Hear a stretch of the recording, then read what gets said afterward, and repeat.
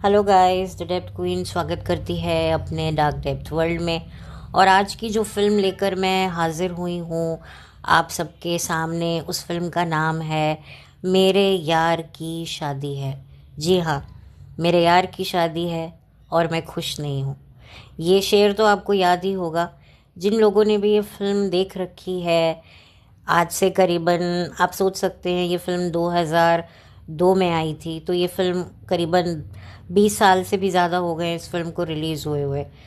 लेकिन जब जब ये फिल्म आती है या मैंने इस फिल्म को जब भी देखा है, इनफैक्ट मैंने 2 साल पहले इस फिल्म को दोबारा देखा और सच में देखकर लगा कि यार वाकई ये फिल्म जो थी, इस फिल्म के साथ कहीं ना कहीं नाइंसाफ़ी भी हुई और थोड़ी सी इंसाफ़ी भी हुई। वो इस तरह से कि 2002 जो साल था, उस साल भगत सिंह को लेकर काफ़ी फिल्में बन रही थी। The legend of Bhagat Singh, जिसमें अजय देवगन थे, उसके बाद बॉबी देओल भी बने थे भगत सिंह, फिर सोनू सूद भी बने थे भगत सिंह, और भी बहुत सारी फिल्में बन रही थी भगत सिंह के ऊपर। यानी कि भगत सिंह का जो कह सकते हैं कि काफ़ी ज़्यादा लोगों में एक था कि इस प्रोजेक्ट पर हमें फिल्में बनानी है। तो the legend of Bhagat Singh और जो बॉबी देओल वाली भगत सिंह थी, उसी के साथ ये फिल्म रिलीज़ हुई। और लोगों को लग रहा था कि ये फिल्म तो बेकार में रिलीज़ हुई है, क्योंकि इस फिल्म का एक तरीके से हाइप था भी और नहीं भी था। क्योंकि बहुत सारे ऐसे प्रोजेक्ट्स थे सन 2002 में जो रिलीज़ हुए, जिनसे काफ़ी उम्मीद थी, पर वो मूवीज़ चली नहीं। तो इस फिल्म से भी कोई खासी उम्मीद नहीं थी। लोगों को लग रहा था कि ये फिल्म एक तरीके से पिस जाएगी, दब जाएगी।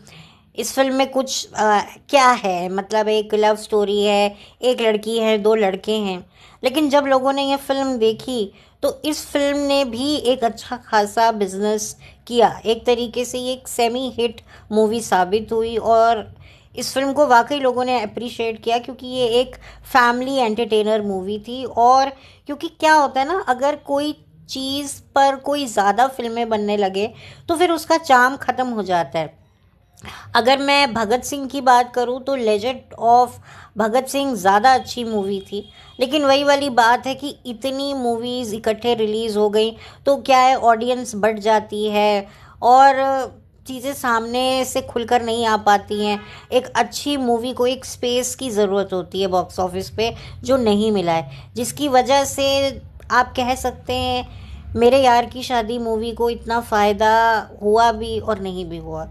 क्योंकि ऑब्वियसली अगर ये फिल्म शायद सोलो रिलीज़ होती भी तो भी इतना नहीं चलती, क्योंकि इस फिल्म को देखने की लोगों में एक वजह ये भी थी कि भाई एक जैसे प्रोजेक्ट पर, सब्जेक्ट पर फिल्म आ रही है, तो भाई बेटर है कि चलो ये फिल्म ट्राई करो। सबको भगत सिंह साहब की कुर्बानी याद है कि उन्होंने देश के लिए क्या किया था, उन्हें फांसी दे दी गई थी, तो लोग जानते भी हैं। और थोड़ा सा क्या होता है कि कई लोगों को नहीं इंटरेस्ट होता पेट्रियोटिक फिल्म देखने में, और नहीं होता है कई लोगों को, मैं ये बात समझती हूँ। तो इस वजह से भी इस फिल्म को फ़ायदा हुआ, क्योंकि ऑडियंस बटी हुई थी। जो सनी देओल के फैंस थे वो बॉबी देओल वाली फिल्म देखने जा रहे थे, क्योंकि उस फिल्म में सनी देओल भी एक छोटे से रोल में थे। और जो अजय देवगन को पसंद कर रहे थे, क्योंकि वो जो दौर था सन 2002, वो अजय देवगन के लिए बहुत मुबारक साल था, क्योंकि इसी साल उनकी काफ़ी फिल्में आ रही थीं और हिट भी हो रही थीं। जैसे कि कंपनी भी उनकी फिल्म काफ़ी चल रही थी, फिर लेजेंड ऑफ भगत सिंह, फिर उसके बाद वो दीवानगी जिसमें उनका बिल्कुल नेगेटिव रोल था। तो अजय का जो करियर है वो बहुत ज़्यादा ट्रैक पे आ रहा था। और प्लस उनकी पर्सनल लाइफ में भी बहुत बड़ा चेंज आया था, क्योंकि उनकी बेटी भी तब पैदा होने वाली थी, मतलब ऑब्वियसली उनकी वाइफ प्रेग्नेंट थी। तो बहुत ही एक कह सकते हैं कि बहुत अच्छा टाइम जो था अजय देवगन के लिए था। और अजय देवगन को इसके लिए क्रिटिक अवार्ड भी मिला और शायद नेशनल अवार्ड भी मिला, if I am not wrong, मुझे बताइएगा। तो अजय देवगन के लिए तो बहुत अच्छा ये साल रहा था। तो ऐसे में बॉबी देओल की हमराज मूवी भी काफ़ी हिट गई थी, लेकिन वो फिल्म पूरी तरीके से बॉबी देओल की नहीं थी, वो कहीं ना कहीं वो फिल्म थोड़ी सी अक्षय खन्ना के पक्ष में ज़्यादा चली गई, क्योंकि क्या होता है नेगेटिव रोल काफ़ी ज़्यादा कभी कभी हीरो पे डोमिनेट कर जाता है।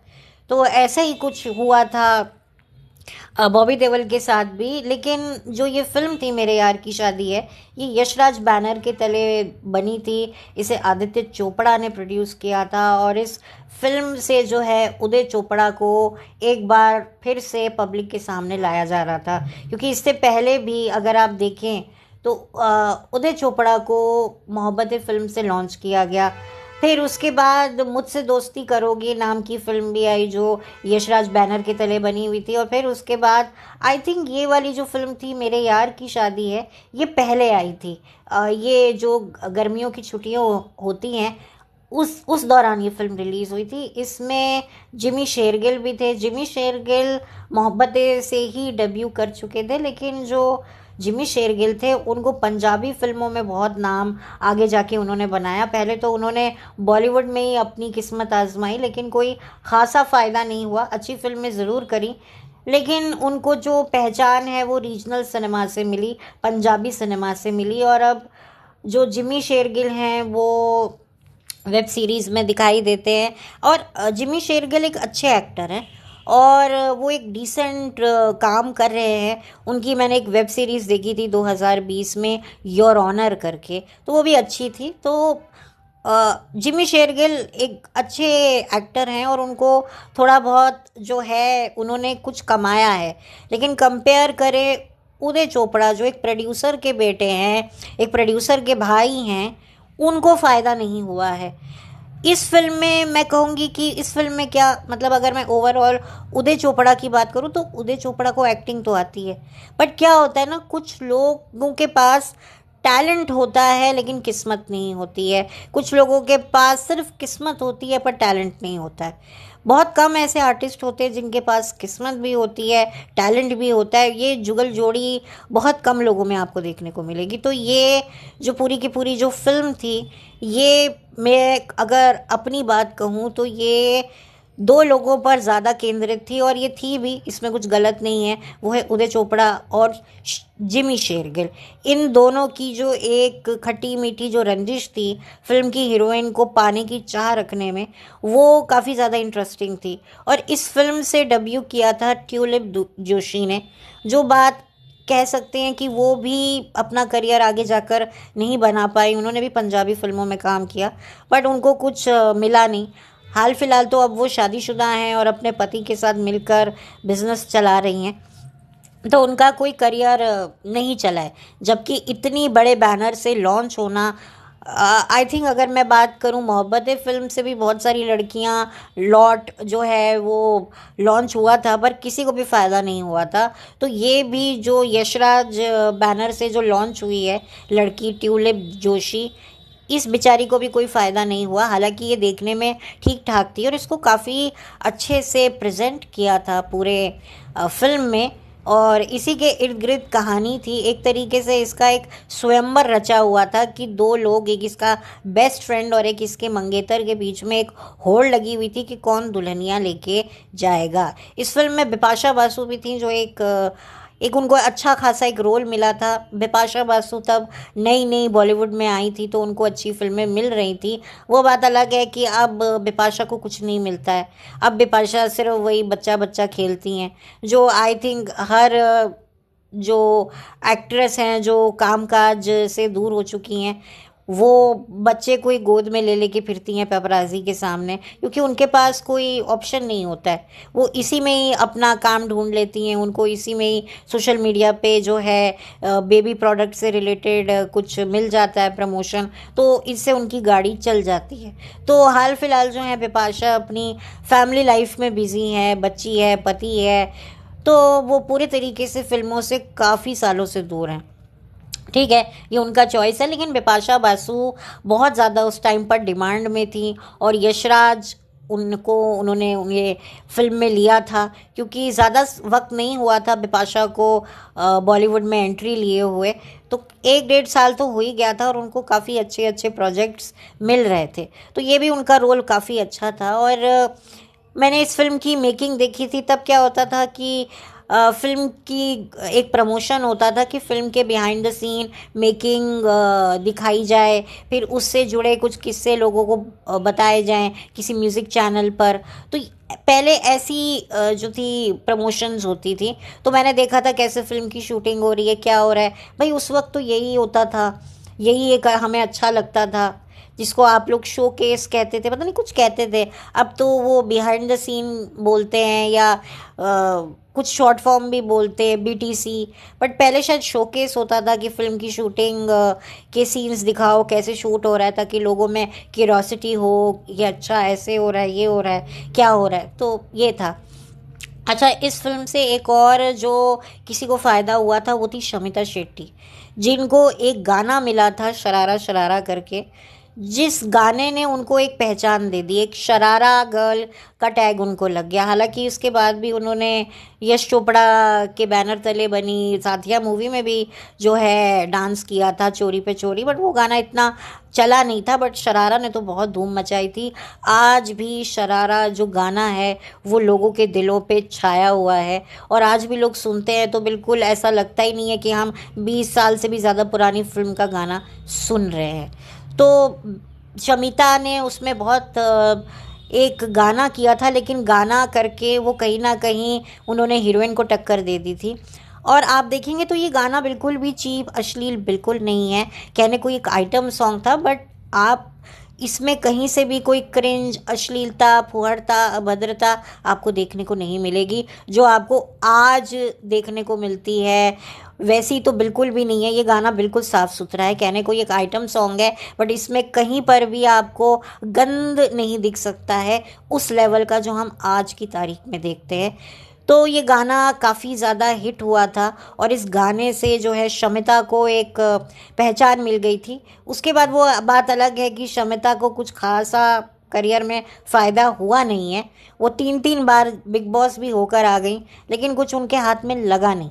लेकिन सिवाय उनकी पूरे करियर में एक ये वाहिद इकलौता एकमात्र ऐसा गाना है जो उनके नाम से युगों युगों तक याद रखा जाएगा। तो ये गाना ये फिल्म का था, शरारा करके। और इस फिल्म के जो आप कह सकते हैं कि जो क्लाइमैक्स होता है कि भाई जो एक्चुअल में हीरोइन को लेके जाने लगता है, वही जो है हीरोइन को वापस कर देता है उस शख्स को जो उसको बचपन से प्यार करता है। और जब वो ये बात उसको जानने को मिलती है कि भाई जो बंदी है मेरी वो भी उसको दिल ही दिल में पसंद करती थी, और वो खुद वो बात आकर जो है अपने फियोन्सी जिमी शेरगिल को बताती है कि भाई मैं इस लड़के को पसंद करती थी, लेकिन कभी इसने अपने दिल की बात कही नहीं, तो मैं जो है तुम्हें ये बात कन्फेस करना चाहती थी। एक लॉयल्टी वो दिखाती है। तो कहीं ना कहीं आप देख सकते हैं आज के दौर में लॉयल्टी जो बिल्कुल ढूंढने से भी नहीं मिलती है। शायद आपको घास में सुई आसानी से मिल जाएगी, लेकिन रिश्तों में लॉयल्टी तो आज की तारीख में आपको नहीं देखने को मिलेगी, ना मर्द से मिलेगी, और अब तो औरतों से भी मिलने मुश्किल हो गया है, जो कि बहुत बड़ी बात है। मैं इस चीज़ को बहुत ज़्यादा शॉक्ड होती हूँ कि भाई ये तो बहुत गलत बात है।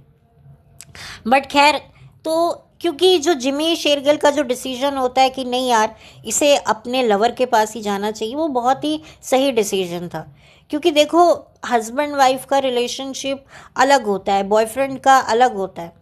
और क्या होता है कि अगर वो उससे शादी कर लेता, वो चाहता तो हेरा फेरी कर सकता था कि हाँ भाई वो तो चला ही गया है जो बंदा है उदय चोपड़ा, और मैं भी इसको लेकर विदेश ही सेटल हो जाऊंगा, तो कहाँ मिलेंगे ये लोग। लेकिन नहीं, वो ट्रस्ट इश्यूज रहते हैं कहीं ना कहीं, और जब जब शादी नहीं चलती है तब लगता है यार मैंने खामखा इससे शादी कर ली, इसको तो इसके बॉयफ्रेंड के पास जाना चाहिए था, या मैंने किसकी मुसीबत अपने सर पे ले ली। जो मर्द लोग एक शादीशुदा का घर तोड़ते हैं और फिर उनको अपनी बीवी बनाते हैं ना, वो फिर बाद में यही रिग्रेट करते हैं, यार ये तो फिर अपने पति के पास ही अच्छी थी, मैंने तो इसकी मुसीबत अपने सर पे ले ली। ये होता है, ये जो लोग एक दूसरे से प्यार मोहब्बत के चक्कर में अपने घरों में आग लगा देते हैं और फिर कहते हैं कि भाई हम लोग साथ में रहेंगे, भाड़ में जाए हमारा पति, भाड़ में जाए हमारी बीवी, हम उनको छोड़ के एक दूसरे का दामन, एक दूसरे का हाथ थामेंगे। उनको नहीं पता होता कि आगे वो भी एक दूसरे से तंग आने वाले हैं। इनफैक्ट आज की तारीख में ऐसा है कि आप एक अच्छे इंसान के साथ भी नहीं रहना चाहते। मैं इस बात में बिलीव करती हूँ कि दो अच्छे लोग साथ में नहीं रह सकते, लेकिन मैंने ये भी देखा है कि दो बुरे लोग जो एक दूसरे की जड़ें काटते रहते हैं वो इतनी लंबी शादियाँ चला लेते हैं और मतलब कितनी लट्ठेबाजी करने के बाद भी वो अलग नहीं होते, और दो अच्छे लोग एक दूसरे के साथ नहीं बिता पाते क्योंकि शायद उनकी अच्छाइयाँ इतनी ज़्यादा स्ट्रॉन्ग होती हैं कि वो एक दूसरे के रिलेशनशिप पर हावी हो जाती है। मैं जानती हूँ कि ये मामले बहुत पेचीदे होते हैं और इनके बारे में अगर आप बात करेंगे या सुनेंगे तो और ज़्यादा आप कंफ्यूज हो जाएंगे, बट ये सच है, ये आजकल के कलयुग की सच्चाई है। तो ये मुझे जो जिमी शेरगिल का जो डिसीजन था वो बहुत सही लगा। वो चाहता तो बेईमानी कर सकता था, लेकिन बेईमानी भी ऐसी होनी चाहिए कि अपने दुश्मन के साथ भी ना की जाए। दुश्मनी ऐसी होनी चाहिए कि आप अपने दोस्त को भी ना नुकसान पहुंचाए और अपने दुश्मन को भी ना नुकसान पहुंचाए। मतलब अगर आप अपने दुश्मन से दुश्मनी निभा रहे हैं तो भी ईमानदारी से निभाओ, ये इस फिल्म का मकसद था। हालांकि जब ये फिल्म मैंने देखी थी तब इतनी डीप बातें नहीं समझ में आती हैं, तब तो आप एक फिल्म देखते हो, लेकिन आज मैं अगर इस फिल्म को देखूं, इसके क्लाइमैक्स पर अगर गौर करूं तो यस, बिल्कुल सही क्लाइमैक्स था और एटलीस्ट कोई डाउट नहीं रहना चाहिए। हालांकि ऐसा नहीं है कि अगर आज की तारीख में दो बेस्ट फ्रेंड बचपन के अगर शादी कर लेंगे तो वो लाइफ लॉन्ग खुश रहेंगे। ये तो एक फिल्म है, आगे की कहानी क्या होती है हमें नहीं पता। हो सकता है जो फिल्म की हीरोइन होती है संजना, वो अपने चाइल्डहुड लवर से शादी के बाद रिग्रेट करे और वो सोचे कि नहीं यार, मैं तो अपने उसी जिसके साथ मेरी एंगेजमेंट हुई थी उसी के साथ चली जाती, मैं खामखा उसको छोड़ के आ गई इसके पास, ये था, ये था, वो था, पहले तो ऐसा था अब तो ये बिल्कुल चेंज हो गया। ये होता है। तो आपको मैं कह दूं कि इसमें भी कोई सेटिस्फेक्शन नहीं है। हो सकता है अगर ये फिल्म अगर थोड़ी आगे बने या आज के टाइम पे इस फिल्म को बनाया जाए तो यही कहानी निकल के आएगी कि वो अपने चाइल्डहुड फ्रेंड के साथ भी खुश नहीं है, वो जिमी शेरगिल को ढूंढ रही है। तो ये भी हो सकता है, बट खैर ये जो जहाँ तक ये फिल्म शुरू हुई, जहाँ से शुरू हुई जहाँ तक ख़त्म हुई, वहाँ तक ये पूरी जो फिल्म है ये आपको एंटरटेन भी करेगी, हंसाएगी भी और आपको बोर नहीं होने देगी और आपको बहुत अच्छा फील होगा। ये पारिवारिक मूवी है, किसी भी तरह की इसमें अश्लीलता फुहड़ता आप नहीं देखेंगे। और इस फिल्म को डायरेक्ट किया था संजय गढ़वी साहब ने, जो पिछले 1 साल हो चुके हैं उन्हें इस दुनिया से गए हुए। पिछले साल नवंबर में ही उनका निधन हुआ था, बहुत छोटी सी उम्र में वो दुनिया छोड़ के चले गए। उन्होंने यशराज के साथ में ये तो फिल्म बनाई थी, उसके बाद धूम 1 और धूम 2 भी उन्होंने बनाई थी। एक तरीके से उन्होंने जो है यशराज के साथ काफ़ी अच्छा काम किया और काफ़ी यादगार फिल्म दी उन्होंने। इससे पहले सन 2001 में उन्होंने तेरे लिए नाम की फिल्म बनाई थी, जिसमें शिल्पा सकलानी, जो आज की तारीख में शिल्पा अग्निहोत्री हैं, उन्होंने डेब्यू किया था, बट वो फिल्म भी कोई खासी चली नहीं थी। उसके बाद उन्होंने ये फिल्म बनाई थी मेरे यार की शादी है, जो बहुत ज़्यादा पॉपुलर हुई थी, हिट हुई थी और इसके गाने भी काफ़ी अच्छे थे।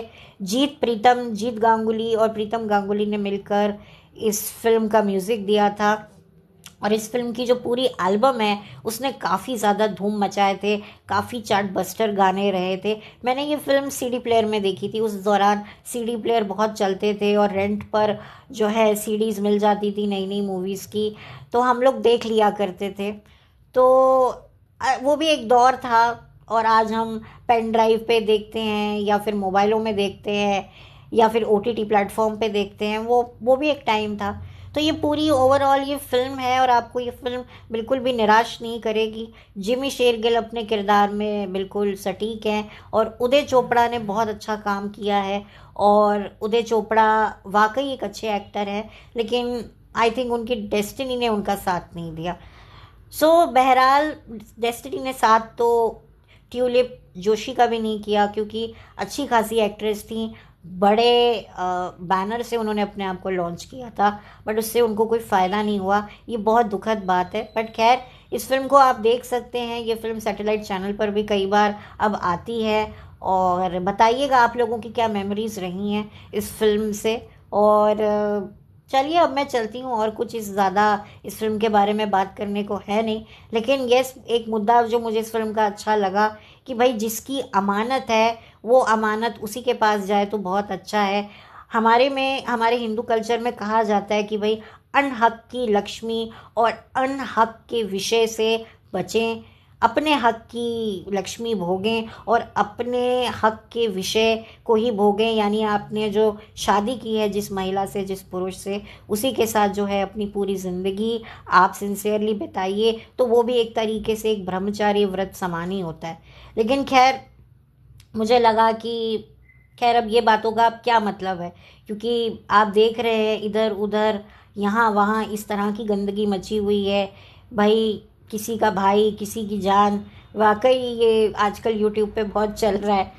सो एनीवे, मैं ज़्यादा नहीं बोलूँगी, आप लोग समझदार हैं, समझदार को इशारा ही काफ़ी है। और आप लोग प्लीज़ कमेंट सेक्शन में मुझे बताइएगा कि ये फ़िल्म आपको कैसी लगी। तो चलती हूँ, लौट कर मिलती हूँ। Have a blessed day, bye, take care, God bless.